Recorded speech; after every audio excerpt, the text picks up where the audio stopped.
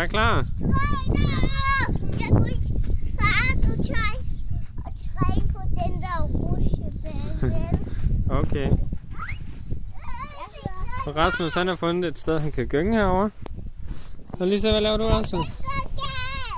Går det galt? Det tror jeg da også, det gør, når du gynger sådan der.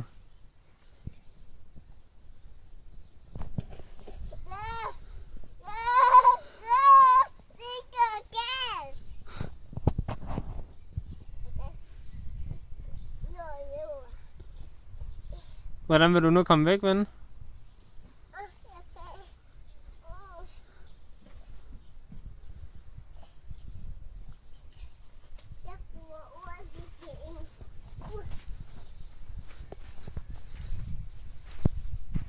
Ej, Christian, vi skal tage afsted nu, skat.